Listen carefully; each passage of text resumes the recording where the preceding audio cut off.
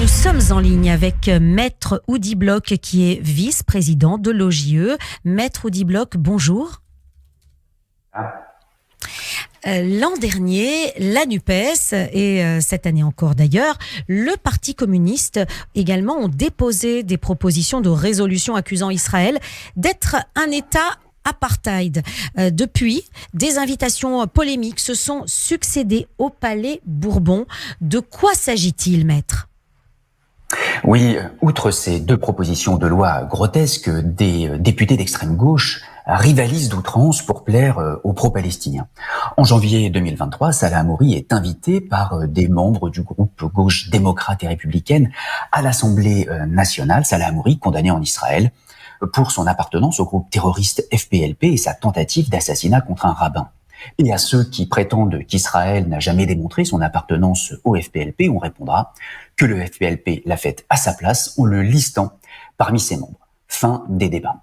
En février dernier, Madame Soudet recevait à l'Assemblée nationale des représentants de la plateforme des ONG françaises pour la Palestine, du PIPD et de l'organisation If Not Now, tous de fervents soutiens du BDS, et pour parler de quoi ? De la lutte contre l'antisémitisme, alors que le BDS, violemment antisioniste et donc antisémite, défile aux côtés du FPLP, pétitionne pour la libération de terroristes comme Ahmed Saada ou Georges Ibrahim Abdallah, entre autres. Enfin, la semaine dernière, Ercilia Soudet, encore, annonçait l'audition à l'Assemblée nationale de l'UAWC, une organisation palestinienne reconnue comme affiliée au FPLP par Israël, les États-Unis et même le Fatah, qui, en matière de terrorisme, n'a rien à envier aux autres.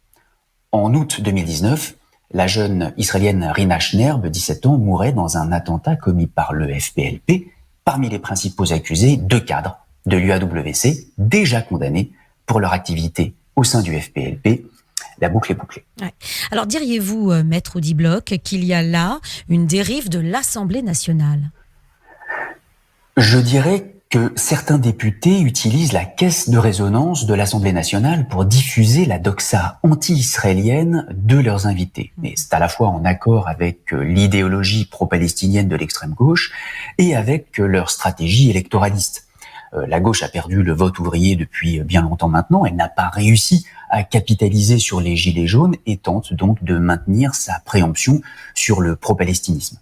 On se souvient que Benoît Hamon, en 2017, avait déposé une résolution visant à la reconnaissance d'un État palestinien par la France, au motif, disait-il, que c'était le meilleur moyen pour récupérer l'électorat des banlieues.